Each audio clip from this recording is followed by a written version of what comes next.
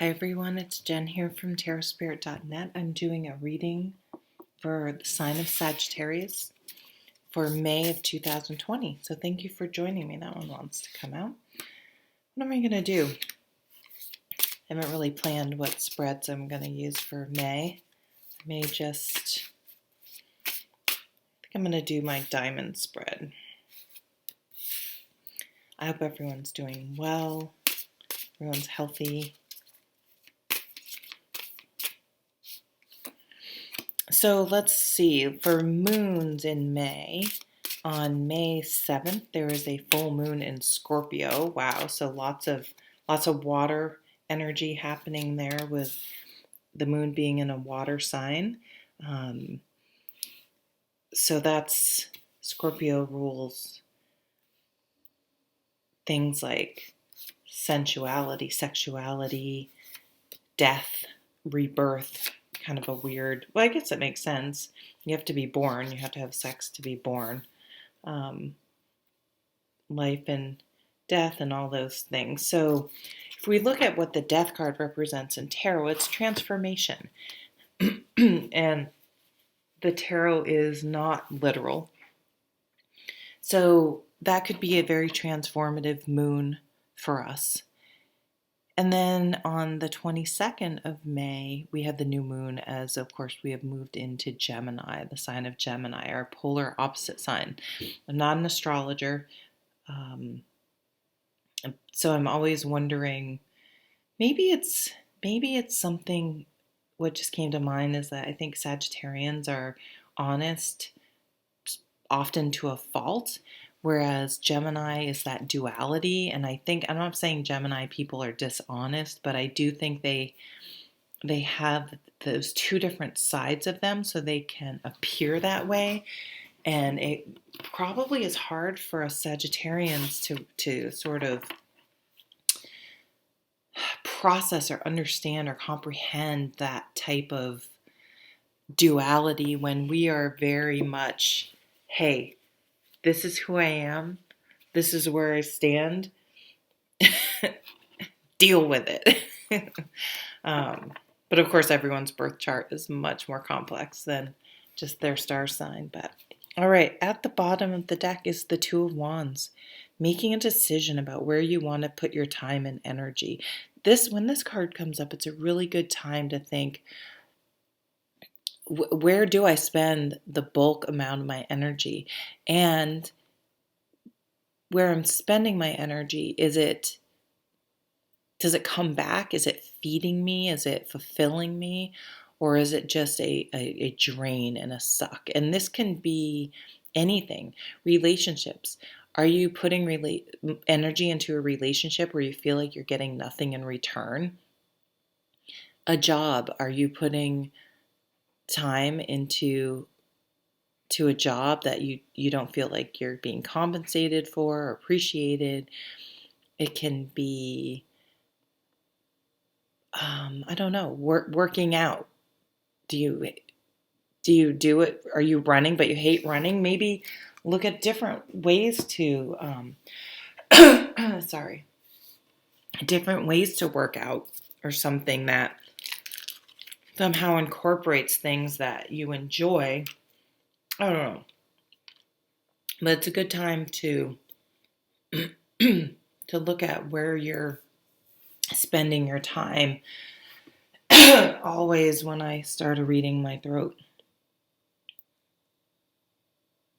gets clogged up. I'm sorry. All right, let's see what we have in the spread here. The top, we have the Four of Pentacles, the Hanged Man, Death. Here's that Death card we were talking about. Transformation, the King of Pentacles. So we're very much in Taurus season. Strength right in the middle. The Four of Wands. Okay, I'm going to have to start over. Is it gone now? Now it's gone. Justice. This just came up in the reading for week of April 20th. I just filmed that. 10 of Swords. And the Moon card. So we were just talking about that full moon in Scorpio being significant for us. I love this picture, how the house cat's looking in and looks like a panther. Sees itself as a big ferocious panther. It's so cute. We do that though. Usually in other ways though, we're a panther and we look in and see something much smaller than what we are.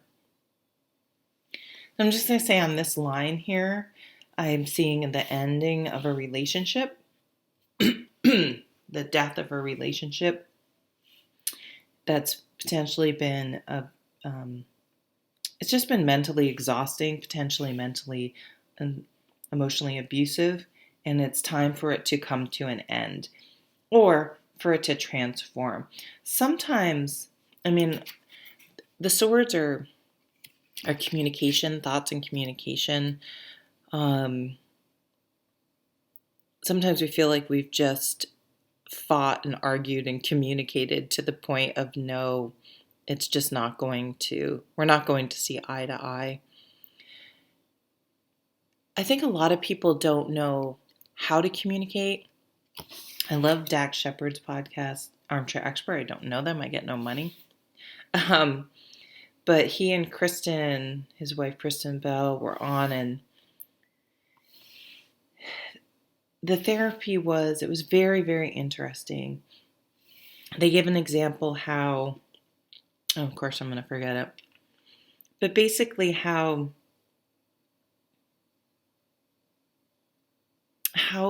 we misinterpret other people's intention because of our own experience. So, for example, Dax grew up in a house where everyone was so overburdened. The biggest act of love you could do was to be self-sufficient. Whereas Kristen grew up in a house where helping each other out and doing things for other people was the biggest act of love. So just by the way they were brought up and the atmospheres they were brought up, they're inherently incompatible in that way. But they're able to say, so one of their I know what it was. One of their properties was broken into and the lock was broken or something. And Kristen was like, do you know how that lock would have gotten broken? And Dax instantly heard, she thinks I'm not managing these properties right. She thinks I slacked and I'm not doing a good job. And Kristen was literally like, Dax is a real metal guy. He works on cars. He probably has a good idea of what could have broke. She literally was mechanically wondering what could have broken the lock, and he took it on as this whole thing about his own insecurities. She doesn't think I'm protecting things. She doesn't. And so it's just so interesting. And it obviously takes two people, which is the hard part, to really be committed to being able to explore that. And instead of just getting pissed and fighting the same fight about different things over and over again based on how we view the world, to say, well, okay, when you said that, this is what I felt and thought. And then to be able to really be open to hearing what the other person said. Well, that isn't how I intended it at all. And that I can definitely see myself that I have judge and jury decided that they are thinking this and not really been open. But anyway, so the death of something that was celebratory. Sometimes, yeah, so doesn't have to necessarily be a relationship, but I do see that. I can see this time of being forced to spend a lot of time together can really, are we going to be able to transcend the same fight over different things all the time and learn to communicate in a different, better way? And goes for any sort of relationship. Or are we going to fall into the same old patterns, and is this really going to be the end? But something in our lives, if we're not in a relationship, is going to end. It could be our own negative self-talk, our bad habits. It doesn't have to be something negative, but it's something that we've just beaten to death. That we just, I think it's Liz Gilbert that says something to the effect that change only happens after you've just been completely sick of your own crap. Like, you're just done with yourself. And you can be done with yourself about certain things as much as you can be done with another person. It can be a fresh start, right? On this side, it's pretty interesting. So we do have this hoarding mentality that's still coming over, and you can see in times of stress how people cope. Some people give and want to be generous and donate to causes and all those types of things, and help out and make masks and deliver food, whatever. Help. And some people hoard and protect. And I can see it's just a different mindset. It's not, I need to protect my family. I need to conserve for my family. But it's an interesting dynamic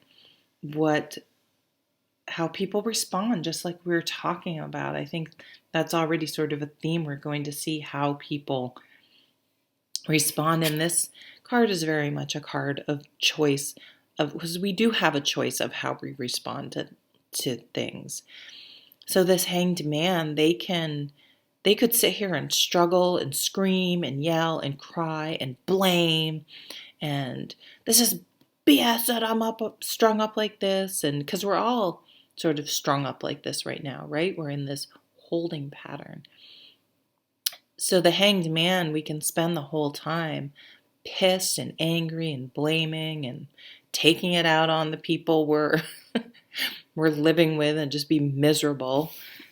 Or we can say, okay, I really need to look at things in a very different way now. This is new uncharted territory.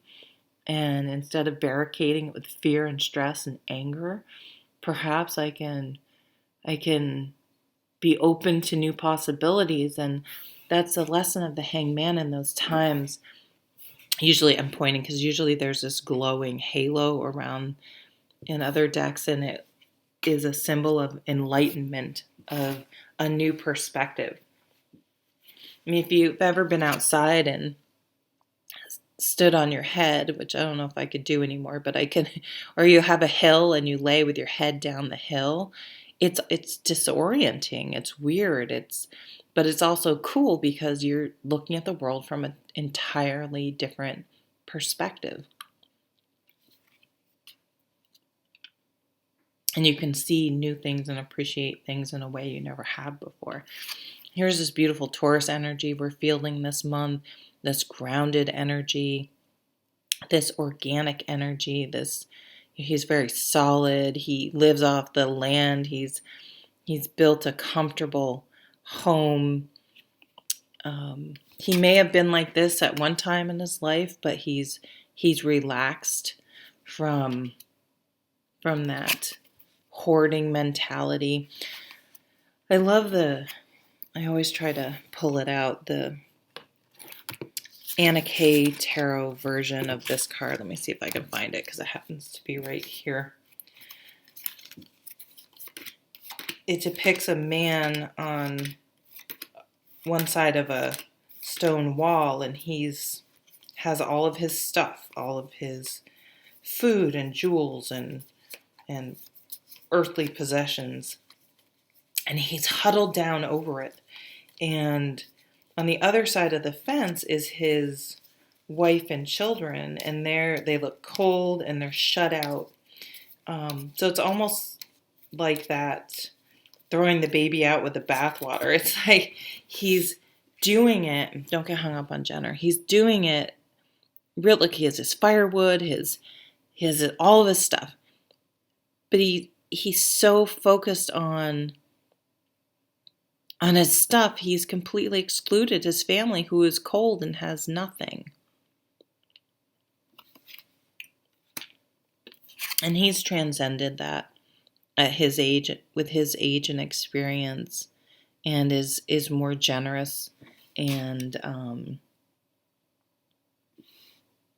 open, because this person's very closed, right? Even the body language is huddling down and protecting. It's probably really a childhood trauma of lack, and it goes the other way.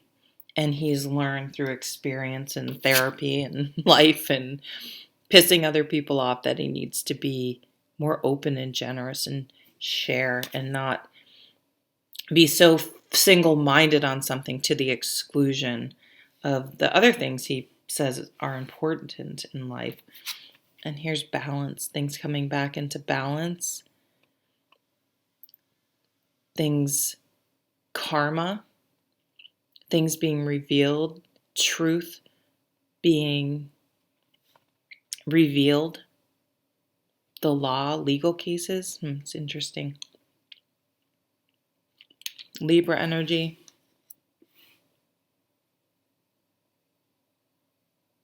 Right in the middle, that's sort of touching most of the other cards, is this gorgeous strength card.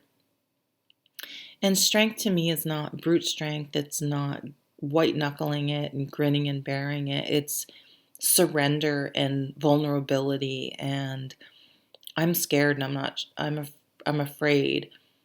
I'm afraid to put myself out there in a new relationship. I'm afraid of what's going on right now. I need help. It's authenticity, and it's not poor me, pity me. It's honesty and authenticity. Being afraid but doing it anyway. It isn't reckless. It's brave. It's courage, right? Think of the lion from it's very, actually it's very Wizard of Oz-y, isn't it? We have the tornado, the witch, and the lion. Maybe the cat's name is Toto. Whoop.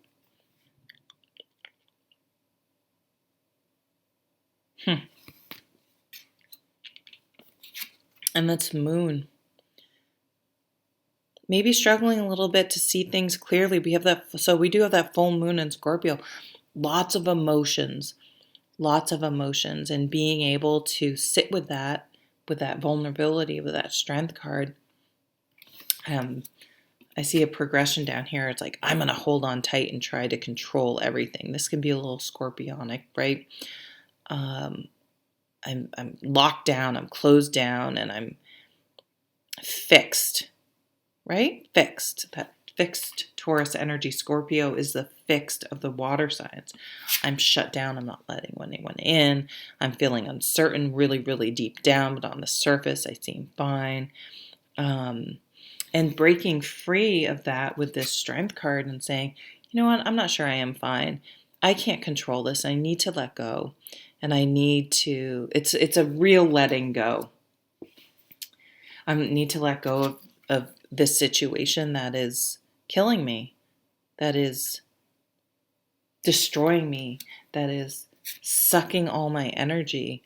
And it's very hard when you've been so happy and so sure, and it was so celebratory and exciting at the beginning. And then when you get to here, it's hard to, because it seems like a failure. And Scorpios don't like to fail. They're very, very successful, hardworking people. So there may be something that you need to surrender to, that it's not working. Something is not working in your life, and you can no longer, here we go. You need to move away, to get away from something, to move on from something. This is moving from emotionally, even though it's an air card, a sword card, moving from rough waters to smooth waters. So that's emotions. Whoops. But look, we have the Sun, the Magician, the Victory card, the Eight of Cups. So if we can, oh, and the Star, move away. We have the Eight of Cups, the Six of Cups, and the Ten of Swords. If we can move away, we can start healing and really moving forward. Yeah, there's definitely letting go is the hugest theme, which is interesting because we start right here with this very controlling. This is the opposite of letting go. And something we're emotionally, we're like that story I was telling about Kristen and Dax and having this whole backstory, something we have this whole emotional backstory to that we're just clinging to because it's familiar and what we know, even if it's unhealthy and not serving us. And to be able to maybe I need therapy, I need help, or I just need to let go. That is the most powerful thing, one of the most powerful things. I remember, and I still do this in tons of ways all over. I'm not a perfect person. I obsessively read tarot cards hoping it will soak in, not because I'm some spiritually advanced person, but I remember a time when I was younger and consciously just, I was driving home. I can see where I was. I used to live somewhere else. I can literally see where I was on the road, and I had this understanding that I needed to let go. I can't control things, and I really needed to be nicer to myself. I was very judgmental. I have a Libra moon, very hard on myself. The people that are very judgmental are usually very hard on themselves. And I needed to let that go, and it was the most freeing. Yeah, I can't control this. My boss was actually, when this was all going down, she was she's a cool cucumber, so it's just that I know her so well. She was, all this stuff was going down, and everyone was coming to her, and I just looked at her and I said, you can't fix this. And she kind of stopped and looked at me. I mean, I said, if it could be fixed, you could do it. But you can't fix what's going on. And she kind of smiled and she took a deep breath and was just kind of shook her head like, yeah, what am I doing? Like, I can't fix this. We just have to, we have to go along with it because this is universe level shit. we can't control this. So thank you very much, Sagittarius. Thank you for joining me. I hope you're well. And I'll see you at another video. Take care.